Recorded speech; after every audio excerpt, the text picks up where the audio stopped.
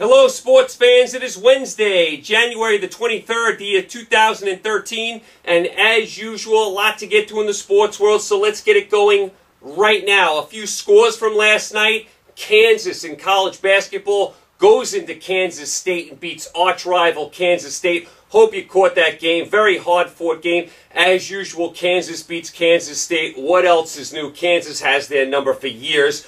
Louisville upset by Villanova in Philadelphia. Villanova with a huge win. They stormed the court there in Philadelphia. Very nice win for Villanova. They had to have it. Villanova was starting to drop in the Big East. Had to have the win. They got it. And Louisville's dropped a couple in a row all of a sudden. They're still a really good team, though. Michigan State goes on the road and beats a tough Wisconsin team. Really nice job by Tom Izzo's team there. Wisconsin misses some key free throws at the end of that game. Ohio State hangs on and beats Iowa at home. Iowa actually rallied late in that game, but Ohio State hung on. And Illinois blew out Nebraska. Illinois must win. They had to have this win. Illinois, who got off to a really hot start, really needed this win because they've been falling back in the Big Ten. They had to have this game. They got the job done last night. And Wake Forest upset NC State. A little surprised by that game. In the NBA last night, Oklahoma City went into LA and beat the Clippers. Nice job by Oklahoma City. No Chris Paul for the Clippers. He's still got that knee ailment. Looks like he's day-to-day. He missed a few games, and he came back. Now he's out again. He's going to get an MRI, an X-ray on it. Doesn't look too serious, but it could keep him out a few games. Definitely hurt L.A. last night. They could have used him. Oklahoma City gets the job done. And in the NHL last night, the Devils beat the Flyers. Flyers 0-3. What's going on with them? Dallas goes into Detroit and beats the Red Wings. Red Wings 0-2. Nashville hands Minnesota their first loss, and Chicago beats St. Louis. Chicago looks like a really, really good team in the NHL this year. Keep an eye on them. So that's kind of some of your scores from that last night. I wanted to start with a story from the NFL, and I know we have 2 weeks in between, you know, the playoff game and the Super Bowl. I know we're going to hear a million stories. I know a million athletes are going to come on and talk about, you know, what they're selling, and it's just going to be endless, mindless talk about Ray Lewis, about, you know, this guy and that guy and every guy in the history of the Super Bowl, and you get these kind of crazy stories, you know, during the 2-week break. But this story about the Raiders-Buccaneers Super Bowl, which is about 10 years ago now, is just mindless. Tim Brown comes out yesterday and says Coach Callahan of the Raiders, back when the Raiders played the Buccaneers in the Super Bowl, basically threw the Super Bowl because he didn't like the Raiders, and his good friend was John Gruden, who was coaching the Buccaneers. Tim Brown, who was a wonderful player, really nice player in college, really nice player in the NFL, seemed like a really great guy, did everything right on the field, was a model citizen off the field. Tim Brown, have you lost your mind? Are you telling me Coach Callahan, as you would call it, sabotaged the Super Bowl because he was good friends with John Gruden and wanted Gruden to win a Super Bowl? I mean, Tim Brown, 10 years later, you got to do this to yourself. And then Jerry Rice comes on and backs him up.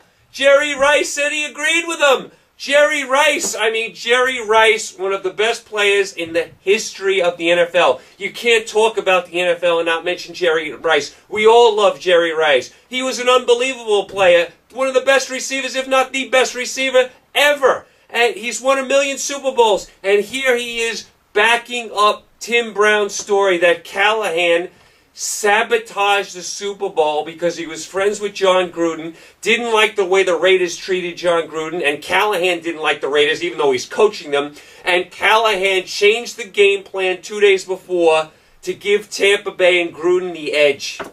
Are you kidding me, Tim Brown and Jerry Rice? Just deplorable. Callahan came right out and said he was hurt, offended, no truth to the story. I mean, anyone with half a brain knows there's no truth to this story. I cannot believe Tim Brown and Jerry Rice actually said this. I hope they retract this story.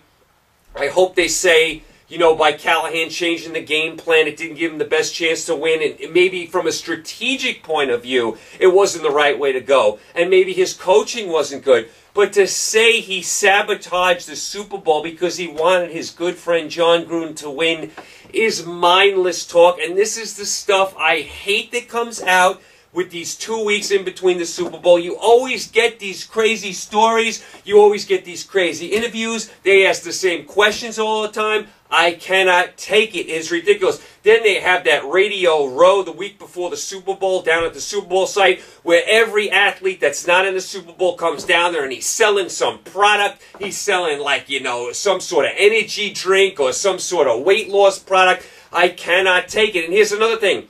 I can't deal with the Pro Bowl at all. I certainly can't take it the week before the Super Bowl. I mean, so all the best players from the Niners and the Ravens can't even go to the Pro Bowl because they're in the Super Bowl. Half the players don't even want to go to the Pro Bowl. You see them drop out all the time. You see Tom Brady's not going, Gonzalez is not going, Peyton Manning's not going.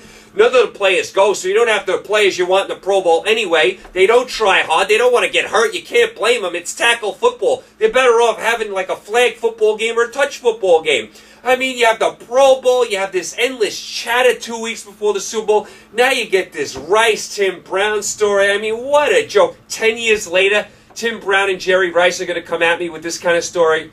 I cannot believe it. You know, I lost so much respect for these two guys with what they said yesterday. I hope they retract it and say they didn't mean this because they just look silly. And it's just negative publicity that these guys don't need at this point. They both had great careers. Jerry Rice, the best receiver we've ever seen. He won Super Bowls. Tim Brown was great in college and in the NFL. Why do we need to come out with a story like this now? I mean, it's just so ridiculous. I'm not buying a word of what Tim Brown said, and I'm not buying a word of what Jerry Rice said. I mean, even Rich Gannon came out, the quarterback of the Raiders at the time, and he said this story wasn't true at all. And he's the quarterback of the team. You can't come out and say something like that about your head coach that he's throwing the game so John Gruden can win because that's his friend. I mean, do you know how bad that looks? Terrible. So very disappointed in Tim Brown and Jerry Rice. We'll see if they retract the story. But, oh my goodness, the Super Bowl can't get here quick enough because I can't take any more of these stories and interviews and all this other junk that goes on 2 weeks before the game. So I want to touch on that real quick. Let's go to the NBA. Let's go through our standings. Let's see who's up, who's down. Believe it or not, we're almost halfway through the NBA season. How fast is the NBA season going by? We're already halfway through. Seasons fly by. When I was a youngster, it seemed like the NBA season took forever. Now it just flies by in the blink of an eye. The NBA season's gone. We're in the playoffs already. Unbelievable. So let's start in the Eastern Conference. Let's start from worst to first. Let's go through it. Washington, 9-30. They are 3-17 on the road. They do have Wall back. He makes the team at least watchable. I mean, they still have a lot of work to do. They got to surround Wall with some better pieces. They don't have much to work with. Wall is a very nice player. He is something to go watch. The Wizards, if you're ever down in D.C., you can definitely go check out a Wizard game just because of Wall. He is worth the price of admission, but the Wizards need a lot of work. Cleveland, 10-32. 6-20 on the road. Varejao out for the year with a blood clot in his lung. That's a loss for them. They do have Irving, who is a fabulous player, had 40 points last night against Boston, and a nice win Cleveland had against Boston. Irving's a fabulous player. We'll see if Zeller, the big man they picked early in the draft last year, can develop. Cleveland needs all sorts of work. I actually heard a rumor that Cleveland is positioning themselves to try and sign LeBron James when his contract is up with the Heat. I mean, are you kidding me? We're going down that road again with LeBron James back to Cleveland? I can't get into that right now. Charlotte, 10-31. I mean, other than Kid Gilchrist, who looks like a nice prospect, and Walker, there's not much going on in Charlotte at all. I mean, Michael Jordan's done a terrible job as an executive, an awful job. Hall of Fame player, just an awful executive. Orlando, 14-27. They're 2-9 in their last 11. They don't have much talent. I mean, they lost Dwight Howard. We knew once they lost Howard they were going to have a long season. That's just the case here. Not much to root for in Orlando. Toronto, 15-26. Toronto's 11-9 at home. They can give you a battle at home, but they're 4-17 on the road. And just when Toronto starts to play better, they fall back and lose a couple games. Are they the worst team in the NBA? No, but they're still a bad team. Detroit Pistons, 15-25. They're another team. They can battle you at home. They're 11-11 at home. They're 4-14 on the road, though. I mean, they're playing slightly better. Like I said, like I described Toronto. They're not the worst team in the league. They can battle you at home, but they're still a bad team. Philadelphia, 17-25, falling to pieces, 6-15 on the road. Still no Andrew Bynum. I really feel sorry for Doug Collins. Doug Collins seems like he just has no luck. I mean, whether it's the Olympics when they robbed the gold medal from the U.S. against the Soviet Union back then, to when he coached the Bulls before they got really good. Then he coached the Wizards when Jordan was already past his prime. Now here you go again. He gets to the Sixers. They have some talent. They need Andrew Bynum, their big man in the middle. He hasn't played one game yet. You need Andrew Bynum back. You get Bynum back with this team, you have something. Maybe a challenge for a playoff spot. Without him, they're a bad team, and no sign of Bynum yet. He says the All-Star break. We'll keep our eyes open. Boston 20-21, 7-13 on the road. Lost 4 in a row. What's going on with the Celtics? They lost to the Cavaliers last night and let Irving score 40 points on them. I mean, Boston's age is showing up in a big way. I like Doc Rivers as the coach. I like Boston's players, but they're older. Garnett is older. I mean, Pierce is older. Terry is older. Rondo's young, but he can't carry the team by himself. Too much age on this Celtic team. I love what they accomplished with this group. They won a title. Could have won another one. We're inches away of beating the Lakers for a second title. I like the group. It's past their prime now. It's as simple as that. They just can't get it done. Milwaukee 21-18. Playing better since they fired the coach. Like I said, I like their backcourt, Jennings and Ellis. They don't have much in the front court. Maybe they trade one of these guys to get some front court help. Atlanta 23-18, really starting to fall back. 3-7 in their last 10. Williams out for the year. That's a big loss for them. Atlanta was playing really, really good ball. They've fallen really back to the pack in the last few weeks. Not playing good ball recently at all. Chicago 24-16. 12-5 on the road, and this is without Derrick Rose. You put a healthy Derrick Rose on this Chicago team, they are an upper echelon Eastern team. Nobody does a better job of coaching than Tom Thibodeau. The team plays hard every night. He gets the most out of his team every night. They're playing without their star player, and they're 24-16, 12-5 on the road without their star player. How many teams can say that? Nice job by Chicago. Brooklyn, 25-16, 16-7 at home. They're establishing a home court. Ever since P.J. Carlissimo took over, Brooklyn's been playing well. You have to say that about him. Williams playing better. Lopez playing better. Did I think Avery Johnson got a raw deal? Yeah, but they weren't playing good, and they spent so much money in the offseason. They had to do something.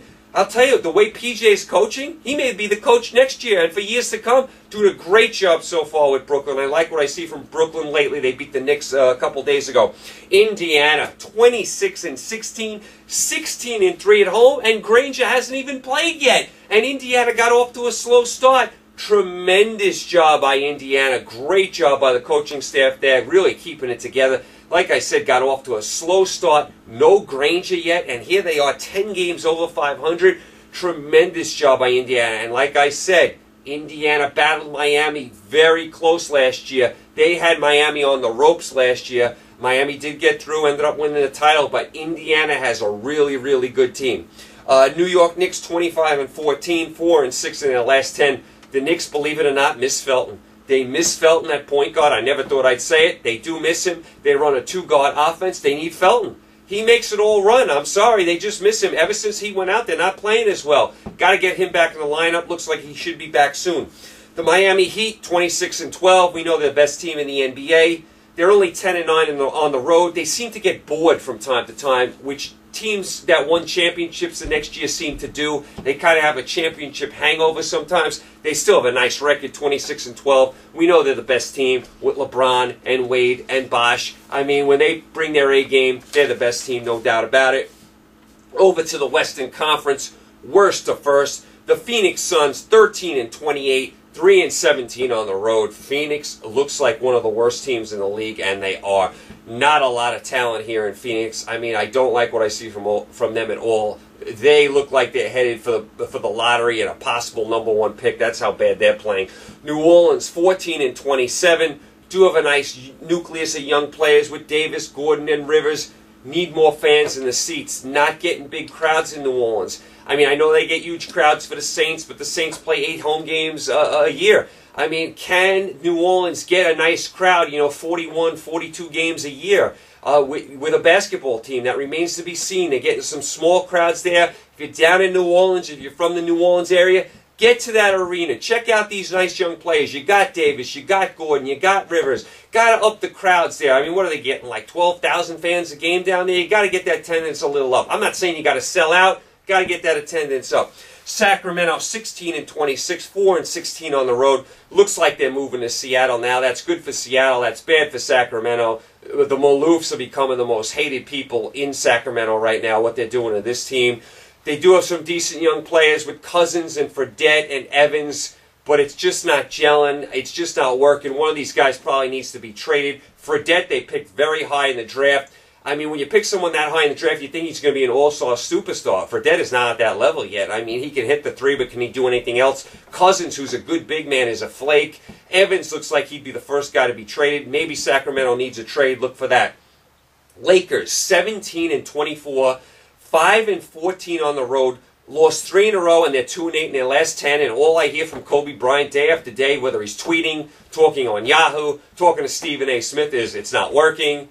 We're old, we're this, Dwight Howard, I'm trying to get him the ball, I'm making myself look like an idiot because I'm passing up shots, I'm forcing the ball to Howard, it's not working, is Dwight Howard signing next year, the team's old, is Gasol being traded, what's up with Artest, no bench, they shouldn't have hired D'Antoni, Mike Brown, this, that. It is a mess out in Lakerland, and I don't think it's getting fixed anytime soon. You don't fix this. I mean, you want to tell me the Lakers sneak into the playoffs as the 8th seed? Okay, they're not going far. They are not going far. Their bench is no good. They're old. Dwight Howard's coming off back surgery. Gasol is soft. I mean, you cannot expect Kobe Bryant to carry this team by himself. I don't like anything I see from the Lakers. I don't like their choices of coaches. I didn't like Mike Brown. I don't like D'Antoni. I don't like the way the front office is handling any of this. Just a complete mess in Lakerland. All right, the Dallas Mavericks, 18-24, 7-16 on the road. Are you kidding me? I mean, 7-16 on the road. I mean, is that even possible? The Mavericks are that bad on the road. Dirk Nowitzki is back. Dallas playing slightly better recently. If you get a healthy Dirk Nowitzki back and you put it with this team that Dallas has, I think they're a decent team. Maybe they squeeze into the playoffs, but you have to have Dirk playing at a high level. Hard to believe Dallas is this bad. I mean, my goodness, 6 games over 500. This is 2 years removed from winning an NBA title. Minnesota, 17-21, 6-15 on the road. Same old story for Minnesota. Does Love ever play? Does Love ever play? I mean, he's always hurt. Breaks his hand at the beginning of the year, comes back, re-breaks his hand. He's going to be back, maybe the end of the year. Rubio, who missed all last year, he's finally back, but he's in and out of the lineup as well. Do Rubio and Love ever play together? You have those guys playing together, maybe you got something worth watching. When you don't have any Love in the lineup, Minnesota's a bad team, plain and simple. Portland, 20-21, lost 6 in a row. What's going on with Portland? I was singing their praises a couple weeks, saying they were improving. They got off to a bad start. I really like their young nucleus. They have some decent young players. Really turned it around. They were 5 games over 500. You look up now, they've lost 6 in a row. Such is life in the NBA. 1 week you're hot, 1 week you're not. And when you're a 500 team like this, you're up, you're down. That's Portland. That's the cutoff line, by the way, for the playoffs right now. Portland would be your last team out. Houston would be your 8th seed right now. They are 22-21. They're 8-14 on the road. They're another team slotting 3-7 in the last 10. I do like Lynn. I do like Harden. I do like Ashik. I do like what McHale's done as the coach. They're kind of a 500 team, though, too. They have no real superstar. I mean, maybe Harden becomes a superstar. I mean, but they still need a lot of work, Houston, to get to that upper echelon. Maybe they squeak into the playoffs. Utah, 22-19. Very good at home, very poor on the road, 9-15 on the road. They've won 3 in a row. They're another team. They're up, they're down. They have some decent players. Jefferson, Millsap, Hayward, Williams, Foy, Favors. No superstar, though. I mean, no guy you're really going to say, that's my superstar. So they're another team that's going to hover around 500. Denver Nuggets, 25-18, 16-3 at home, 9-15 on the road. In the altitude, they can beat anyone. On the road, they can lose to anyone. Like Utah, like Houston, like so many of these teams, decent core players, Gallinari, Lawson, Iguodala, Fareed, Brewer, McGee, Miller, no superstar. Who's your superstar out of that group? It's a superstar league. Superstars win. Teams with superstars win. Denver's a nice team. They're going to make the playoffs. They may scare some teams to the playoffs. They're not going to win a title, though. They need a superstar. Golden State, 25-15. Nobody's done a better job than Mark Jackson in the whole NBA. They haven't had Bogut yet. They haven't had Bogut yet. They haven't even had their big man in the middle, and they're 25-15. Lee playing well, Curry playing well, Thompson playing well, Jack playing well, Landry playing well. Fans, tremendous at Golden State. I want to see Bogut back. I hope he gets back this year. They say he will. You put that big man in the middle. He can play when he's healthy. Now, he's always hurt with an assortment of ailments every year. You put that big man in the middle with this nucleus, you have an exciting, exciting team. The fans are tremendous here. Nice job by Mark Jackson. Memphis, 26-14. They're a really solid team. They're not a great team. I thought they would look to move Gay and Zach Randolph. Looks like they're going to keep both of those guys. They traded some guys off their bench to clear up some cap space. That hurts their bench. They did have a good bench. I personally would have traded Randolph or Gay to clear out some of their money. You're going to need to change this core. This is not a championship team. This is a legitimate playoff team. It's a really good team. Right now, they're the 4th seed in the West. They cannot challenge for a title with this team, though. They don't have a title team. So you're going to have to move one of these guys eventually to try and improve your team, or you're going to be stuck in this position. And in the NBA, you can be stuck for years in the same spot. You don't want to be stuck, just good, not great. You want to get to that next level. San Antonio, 33-11, 18-2 at home. San Antonio does it every year in the regular season. I still think they have too much age to make a serious run in the playoffs. You saw the last 2 years, they had great regular seasons. They fell short in the playoffs to a younger team. I think the same thing's going to happen here this year. You can't totally count them out because you have Parker, Ginobili, Duncan, Popovich, the coach. He does a great job with the bench. Can never count them out. I still think they have a little too much age. I don't want to count them out. I think the age is going to come back to bite him in the playoffs. Clippers, 32-11, 19-5 at home. I mean, the Clippers doing a great job. Griffin playing tremendous. Got to get Paul back in the line. Paul's missed a few games now. He missed the game last night against Oklahoma City. That cost him last night. Got to have a healthy Paul. Looks like his injury's day-to-day, so he'll be back. Clippers overall taking over L.A. Light years ahead of the Lakers right now. And Oklahoma City, 33-9, 19-3 at home. I mean, what can you say? Oklahoma City is definitely the second-best team in basketball as far as I see, next to Miami. I mean, Durant, Westbrook, Ibaka, you got Martin. Solid, solid team. Tremendous fans. To me, can they beat Miami? I mean, I think they're the second-best team in the NBA. The Clippers might have something to say about that. I still think Oklahoma City's better than the Clippers. Oklahoma City right there, definite title contender. We'll keep an eye on them the rest of the year. So that's where we kind of are in the NBA.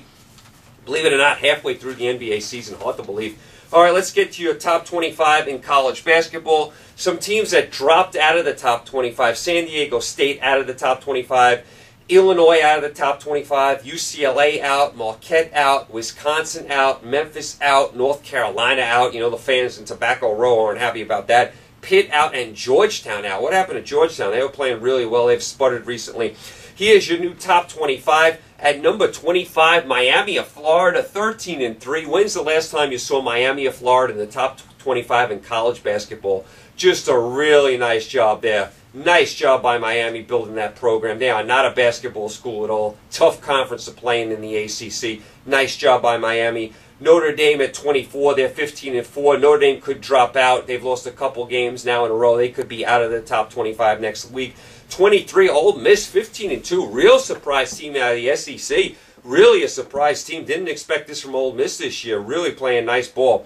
22, Missouri, 13-4. They got major problems with this coach. Frank Haith, if you remember, used to coach Miami of Florida. They have a big investigation on Miami of Florida. The football and basketball program are being looked into. Haith coached Miami during this time. Sanctions could come down against Miami and him. That would affect Missouri because any school that hired him would be open to sanctions. If something comes down against Miami and Haith, Missouri's going to have to make a decision. Do they fire this guy and keep him? My guess is they would let him go. I think that's what's going to happen. So this is going to cause all sorts of turmoil for Missouri, and they have a good team, so that's a shame. 21, Cincinnati. They're 16-3. I mean, what a feisty, gritty, defensive team they are. The coach does a really nice job with them. Cincinnati, really a gutty team. 20, Wichita State, 17-2. You got to love the name. The Shaka is just a great, great name. Really nice basketball team there. 19, Virginia Commonwealth, 16-3. They're doing it again this year. It seems like the last few years, Virginia Commonwealth is always in the top 20. Number 18, NC State, 15-4. I do like NC State. Didn't like their loss last night at Wake Forest. Number 17, Creighton, 17-2. The boys from Omaha. You ever in Omaha, Nebraska? I keep saying it week after week. Check out a Creighton game. They get a huge crowd. You'd never think it. You'd say Creighton. They don't get a big crowd. Get a huge crowd in Omaha. Number 16, Oregon, 16-2. Oregon, not only are they building a strong football program, now they're building a strong basketball program. What an athletic department in Oregon. Really building that team up, really building that athletic department up. Number 15, New Mexico, 16-2. They play at the Pit, another place you got to put on your bucket list in Albuquerque. Tremendous home court, one of the most underrated home courts, too. You always hear about Cameron Indoor Stadium in Kansas, and they're all great, don't get me wrong. New Mexico, the Pit is up there as well. Number 14, Ohio State, they're 13-4. They've kind of slipped a little bit. They were in the top 5. They've kind of slipped a little bit. Number 13, Michigan State, they're 16-3. Tom Izzo, again, I mean, is there a better coach than Tom Izzo? Always has his team prepared for the tournament. Always plays a tough schedule. They always seem to be in the Elite 8 every single year. Number 12, Minnesota, they're 15-3. Tubby Smith can coach. Played a nice old bond there in Minnesota. Nice team, Minnesota. Number 11, Kansas State. They're 15-3. They will drop. They lost to Kansas. Again, do they ever beat Kansas? No. Kansas has their number. Kansas State's got to eventually get over that hump. Number 10, Gonzaga. 17-2. Had that heartbreaker in that just amazing game in Butler. Could have won that game. Blew it to Butler down the stretch. But still, Gonzaga, really nice job again. 17-2. They play in Spokane, Washington. A small little school like this, Gonzaga, and they're consistently now in like the top 20, top 15, and here they are in the top 10. Great job by Gonzaga. Number 9, Butler, 16-2. Pull out a great win against Gonzaga. They're down 1. They get the steal and the shot at the buzzer. Crowd goes crazy. What can you say bad about Butler? There's nothing bad to say about Butler. Just tremendous job by them. Number 8, Florida, they're 14-2. Florida's a contender. They have 2 losses this year. They should have never lost to Arizona out in the desert. They also lost at Kansas State. Florida is a contender to me. They're a sleeper team to get to the Final Four. A lot of teams are overlooking them. I like Florida. I may pick them high when the brackets come out for your March Madness. Number 7, Indiana. They're 16-2. We know they're a title contender. A little spotty sometimes, Indiana. I like to see them play at a higher level. I mean, I'm asking a lot from them, but they are a title contender. A little spotty here and there. I'd like to see them up their game just a little bit. Number 6, Arizona. They're 16-1. They pulled out so many miracles this year, Arizona. They should have more than 1 loss. Still a really solid team, though. Impossible to play that out there in the McHale Center. Really, really nice atmosphere out there. Louisville, 16-3, lost a couple games in a row. You know Pitino's going to turn that team around. I mean, they've lost 2 in a row. Watch out for them over the weekend. Then I think they play Georgetown next. Watch out. Louisville should be ready for that game. Number 4, Syracuse, 17-1. I mean, Syracuse never loses at the Dome. Boeheim every year has a big-time team. They have a lot of size. Syracuse, definite title contender. Number 3, Kansas, 17-1.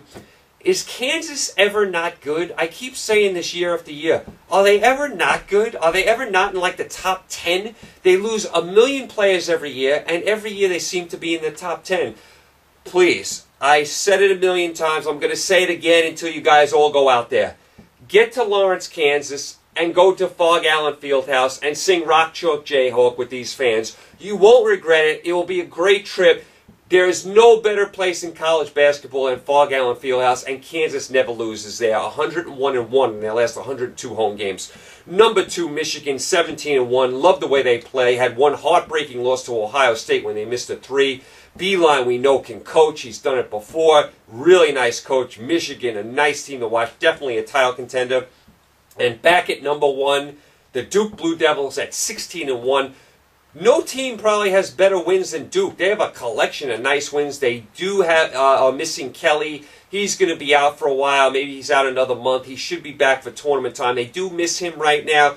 Duke's still right there as far as your teams to get to the Final Four. They're definitely a contender. They could win it all this year. So that's kind of where we are in college basketball. Oh, a few teams that are not playing well that I want to mention. West Virginia, 8-9 with Bob Huggins. Huggy Bear can coach. He was a great coach at Cincinnati. We know he can coach. Really, really bad team this year in West Virginia, 8-9. That's not up to his standards. Texas, 8-10. Texas Longhorns, 8-10. Texas shouldn't be 8-10 in anything. I don't care what sport it is. They have too many resources and too much money down there in Austin to be 8-10. They had a bad year in college football. I didn't like the job Mac Brown did in college football. Oklahoma hammered them again this year, which should not happen. And Texas basketball, 8-10. Rick Barnes, you can't have too many of these seasons. You're going to be fired. Villanova 12-7, 3-3 in the Big East. Much needed win last night. If Villanova lost that game, they would have been 11-8, 2-4 in the conference. They upset Louisville. So Villanova, much needed win. They still have work to do, but Jay Wright's a good coach. Illinois 15-5, 2-4 in the conference. Illinois started hot. They're starting to labor a little bit. They did win last night against Nebraska. 2-4 in the conference isn't going to get it done. Got to play better than that. Tennessee 9-7, 1-3 in the conference. They miss Bruce Pearl. Remember when Bruce Pearl was coaching this team? They're in the top 15 all the time. They miss his recruiting. Vanderbilt 1-3, 7-9 in the SEC. They won the SEC tournament last year. I mean, they won the SEC tournament last year and beat Kentucky. What happened to Vanderbilt? I mean, really nice program usually. What happened to Vanderbilt? I'd like to see them get a little better. So that's kind of where we are with your college basketball, with your NBA. Over to the NHL really quick. Let's go through the NHL, the East and the West. I'll just kind of give you a quick overview of who I think is going to be good, bad, mediocre. As far as who I think is going to be bad this year in the East, I don't think much of the Islanders or Florida or Carolina or Montreal or Winnipeg or Toronto. I don't think those teams are making the playoffs. Those teams would be, you know, the lower teams. Now, granted, it's half a season. Any team can jump up there. In the NHL, if you get to the 8th seed, you have a chance to win it all. You get a hot goalie. That's how the NHL is. The NHL is not like the NBA. In the NBA, the best team always wins. In the NHL, that's not what happens. You can have an 8th seed get all the way to the Stanley Cup Finals. We've seen it before. It can happen. But that's some of the teams in the East that I don't think are going to be good. Some mediocre teams. Jersey is always good. They do a nice job. I think they're going to be a little down this year after they lost Zach Parise to Minnesota. I think they're going to be a little down this year. Can't expect them to get back to the Cup final again with an older Brodeur. They could, of course, make the playoffs, of course. I'm not going to say they're not going to make the playoffs. I don't think they're a Cup contender. Ottawa's kind of that, fringe, playoff team. Tampa Bay, same thing. Buffalo, I like their goalie. They have a good team. I think they're a playoff team. I don't think they're a Cup contender. Philadelphia, what's going on with you? What's going on with this goalie situation? The Philadelphia Flyers, you realize, haven't won a Cup since the 70s. They're in the playoffs every year. I'm sure they're going to make the playoffs this year, even though they're 0-3. Their goalie situation is a mess. It's going to come back to bite them again. They have a good team, even though they're 0-3. Not a title team, not with this goalie. Washington, can they ever get over the hump with Alex Ovechkin? They've had big-time teams. They keep falling on their face every year. Teams, I would say, are your Cup contenders. I like Boston, although I don't like that Thomas is sitting out the year, the goalie. You remember Boston won the Cup a few years ago. Thomas was great. He's taken this year off to spend time with his family. I thought he might come back, being it's only half the season. He said, no, I'll see you next year. You wonder if Boston can recover without their number one goalie. I do like Boston's team, though.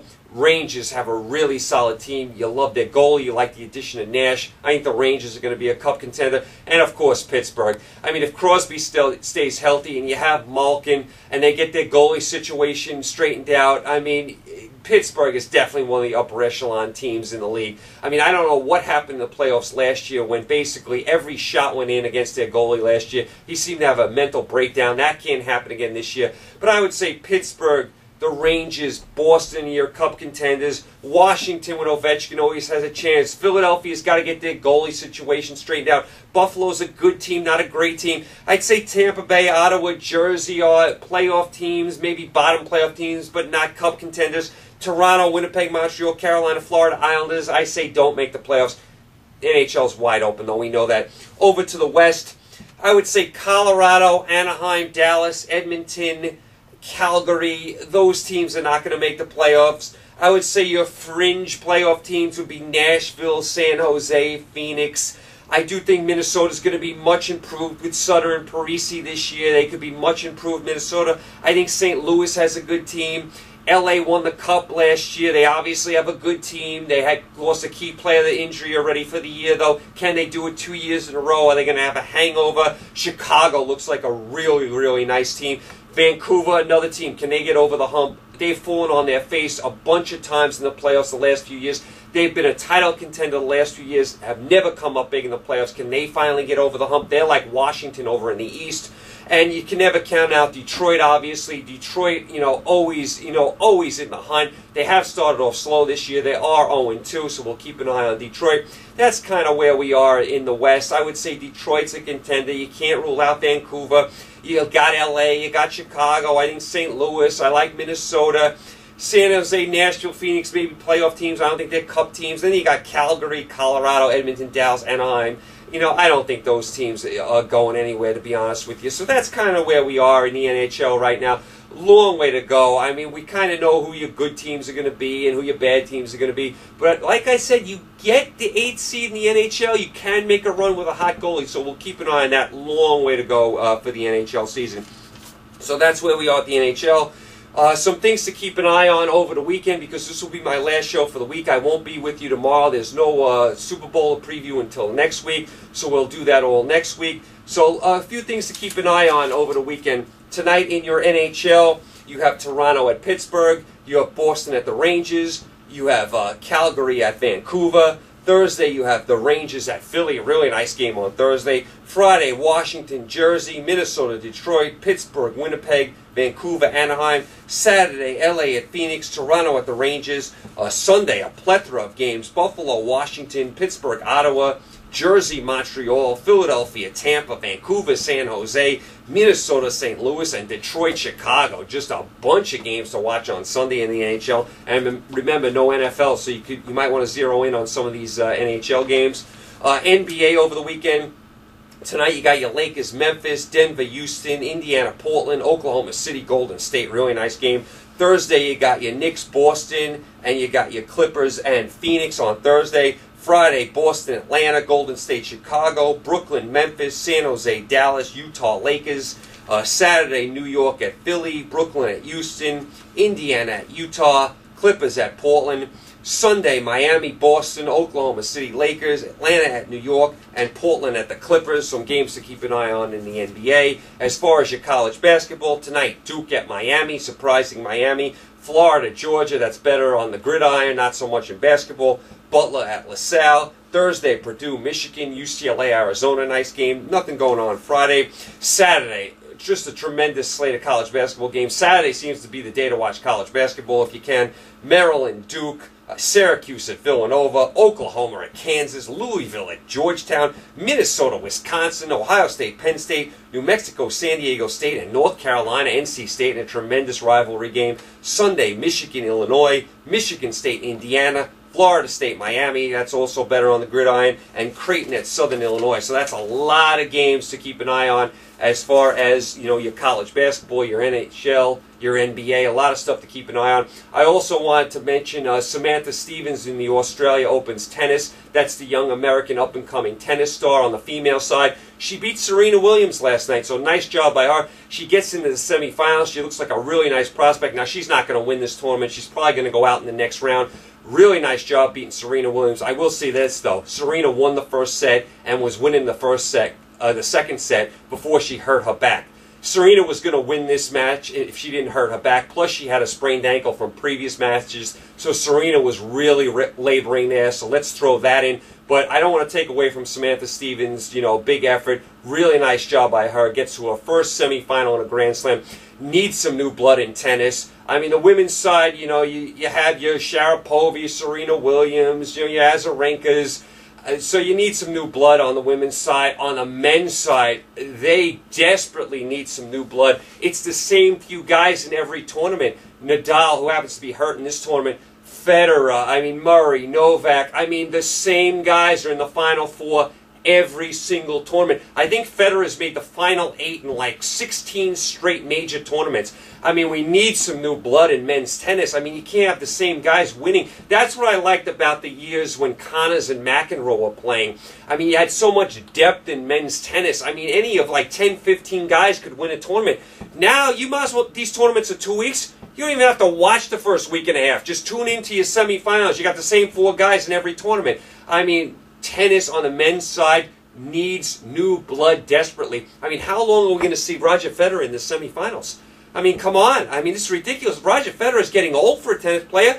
He's still making the semifinals. That's because there's no good players out there in men's tennis. None whatsoever. There's no depth whatsoever in men's tennis. Once you get past like the first 4, there is no depth whatsoever. I'm very disappointed in the depth of men's tennis. And on the women's side, it's a little better, but you still need some new blood. I mean, we've seen Serena Williams for a million years. We've seen Sharapova. I mean, it's nice to see Samantha Stevens get some new blood in women's tennis and in tennis in general. And like I said, these tournaments are unwatchable until you get to the Final Four. I mean, you don't have to tune into these major opens. I mean, the first week and a half is a joke. I mean, nothing happens. I mean, the big players always beat the small players. No major upsets ever happen. It's just a complete joke. Need some new blood in tennis, especially on the men's side. But like I said, I got off track there. Samantha Stevens, nice job. She'll probably go out in the next round, though. So keep an eye on that as well. So that's your sports for today. That's your sports for this week. Monday, I will be back with you. We're going to have a lot to recap, a lot of NHL, a lot of NBA, a lot of college basketball, everything else going on in the sports world. I will talk to you then. You guys stay safe. Thanks for tuning in. Enjoy all the games tonight and over the weekend. I will talk to you Monday. Take care.